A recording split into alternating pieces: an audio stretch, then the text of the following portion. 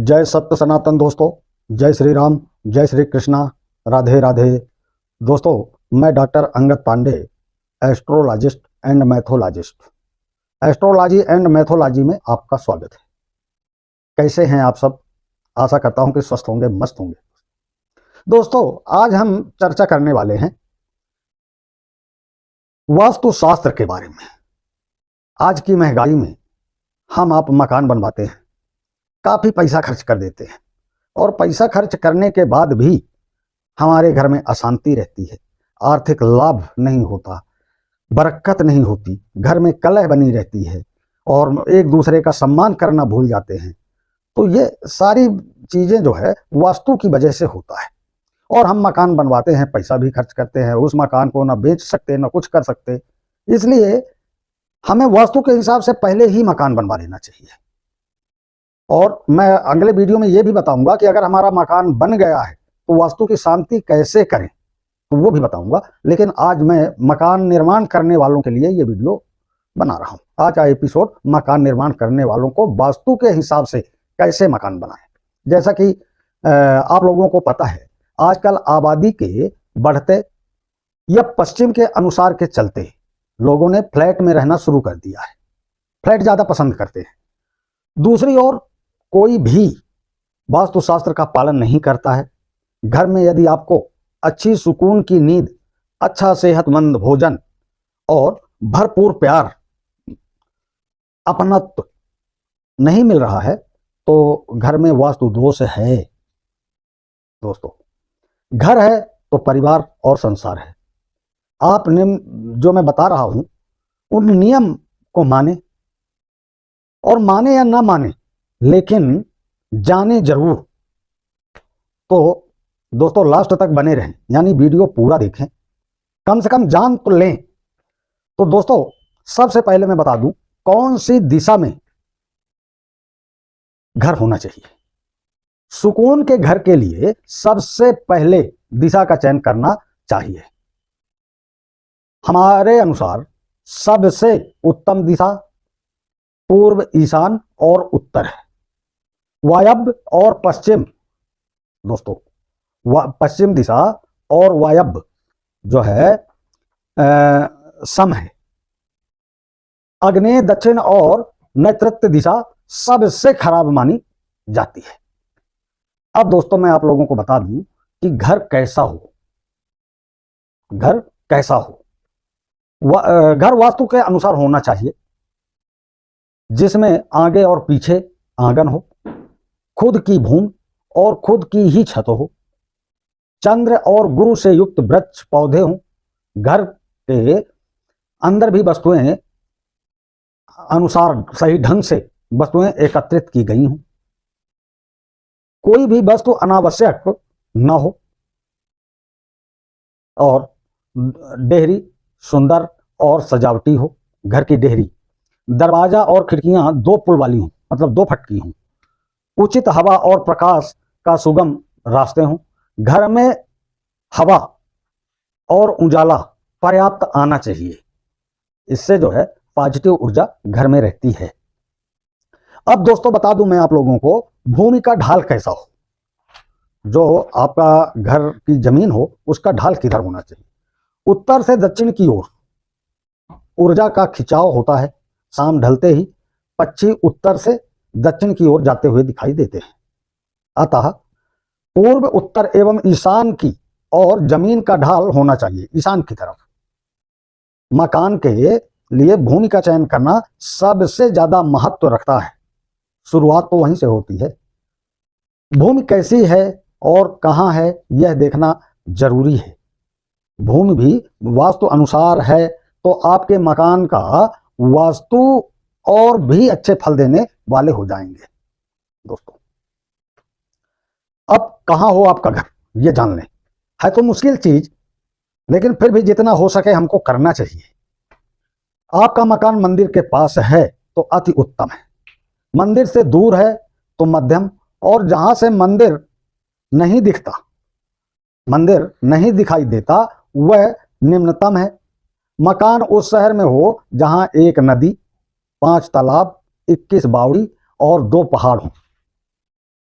मकान पहाड़ के उत्तर की ओर बनाएं, मकान शहर के पूर्व, पश्चिम या उत्तर दिशा में बनाएं। हालांकि यह असंभव चीज है दोस्तों, हम पहाड़ कहीं से ला तो नहीं सकते, ना इतनी हमको जमीन मिल सकती कि हम 5 तालाब बनवाएं, 21 बावड़ी बनवाएं, एक नदी बनवाएं। पर यह वास्तव में कहा गया है, इसलिए बता रहा हूं, हमें जितना संभव हो सके, जितना हम कर सकते हैं उतना करना चाहिए। तो मकान शहर के पूर्व और पश्चिम या उत्तर दिशा में बनाएं। मकान के सामने 3 रास्ते ना हो, यह तो कर सकते हैं, अर्थात 3 रास्तों पर मकान न बनाएं दोस्तों। मकान के एकदम सामने खंभा या वृक्ष ना हो। मकान अपनों के ही पास बनाएं। मकान ऐसी जगह हो जहां आसपास सज्जन या स्वजाति के लोग रहते हो। घर का आंगन कैसा हो दोस्तों, ये बता दूं। घर के आगे और पीछे छोटा ही सही पर आंगन होना चाहिए। आंगन में तुलसी का पौधा और अनार का पौधा, नीम का पौधा और कड़ी पत्ते का पौधा, जाम फल का पौधा आदि के अलावा सकारात्मक ऊर्जा पैदा करने वाले फूलदार पौधे लगाएं दोस्तों, फूलदार पौधे लगाएं। अब दोस्तों मैं बता दूं कैसा हो स्नान घर और शौचालय, इसके बारे में जान लें। स्नान गृह में चंद्रमा का वास होता है तथा शौचालय में राहु का, ये जान लें। शौचालय और बाथरूम एक साथ नहीं होना चाहिए।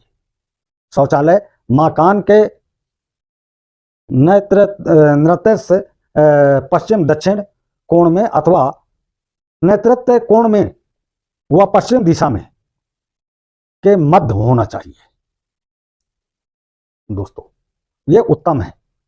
इसके अलावा शौचालय के लिए वायव्य कोण और तथा दक्षिण दिशा के मध्य का स्थान भी उपयुक्त होता है दोस्तों। बताया गया है कि शौचालय के सीट इस प्रकार हों कि उस पर बैठते समय आपका मुख दक्षिण की तरफ या उत्तर की तरफ हो, उत्तर की तरफ या दक्षिण की तरफ हो, पूर्व की तरफ भूल कर भी नहीं हो। स्नान घर पूर्व दिशा में होना चाहिए। नहाते समय हमारा मुंह अगर पूर्व या उत्तर में है तो लाभदायक माना जाता है।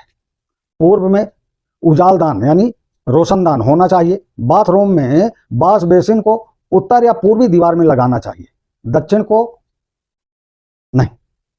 अच्छा, दर्पण को उत्तर या पूर्वी दीवार में लगाना चाहिए। दर्पण दरवाजे के ठीक सामने नहीं होना चाहिए और पलंग के जिसमें हम सोते हैं उसके सामने नहीं होना चाहिए। अब शयन कक्ष कैसा होना चाहिए दोस्तों, ये जान लें। शयन कक्ष अर्थात बेडरूम हमारे निवास स्थान की सबसे महत्वपूर्ण जगह है। इसका सुकून और शांति भरा होना जरूरी है दोस्तों।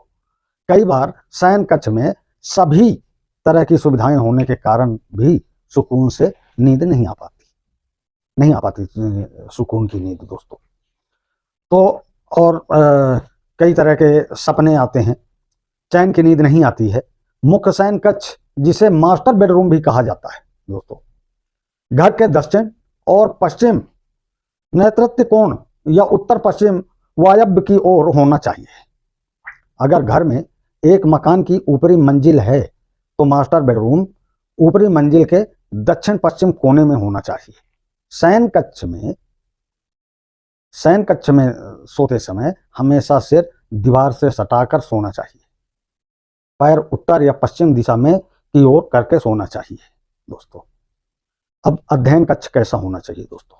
पूर्व, उत्तर, ईशान तथा पश्चिम के मध्य में अध्ययन कक्ष बनाया जा सकता है। अध्ययन करते समय दक्षिण तथा पश्चिम की दीवार से सटकर पूर्व उत्तर की ओर मुख करके बैठें। अपनी पीठ के पीछे द्वार अथवा खिड़की नहीं हो। अध्ययन कक्ष का ईशान कोण होना जरूरी है दोस्तों, वो खाली रखना जरूरी है। अब रसोई घर कैसा हो दोस्तों। रसोई घर यदि रसोई कक्ष का निर्माण सही दिशा में नहीं किया गया है तो परिवार के सदस्यों को भोजन के पश्चात पाचन संबंधी अनेक बीमारियां हो सकती हैं। रसोई घर के लिए सबसे उपयुक्त स्थान अग्नेय कोण यानी दक्षिण पूर्वी दिशा है, जो कि अग्नि का स्थान यानी दक्षिण पूर्वी दिशा है जो अग्नि का स्थान होता है। दक्षिण पूर्व दिशा के बाद दूसरी वरीयता का उपयुक्त स्थान उत्तर और पश्चिम दिशा है दोस्तों। अतिथि कक्ष कैसा होना चाहिए? अतिथि देवता का समान होता है दोस्तों। उसका कक्ष उत्तर पूर्व ईशान कोण पे होना चाहिए, उत्तर और पूर्व के ईशान कोण पे होना चाहिए। उसका कक्ष उत्तर पश्चिम वायव्य कोण दिशा में ही होना चाहिए। यह मेहमान के लिए शुभ होता है। अंत में एक बात, वैसे तो घर में पूजा घर नहीं होना चाहिए, लेकिन यदि आप बनाना ही चाहते हैं तो ईशान की दिशा में घर से बाहर आंगन में बनाएं या उसका एक कमरा अलग ही रखें। पूजा कक्ष का कमरा, पूजा कक्ष अलग ही रखें दोस्तों। तो धन्यवाद दोस्तों। यदि वीडियो पसंद आया हो तो प्लीज़ चैनल को सब्सक्राइब करें और खूब शेयर करें दोस्तों। जय हिंद, जय भारत, जय महाकाल, हर हर महादेव।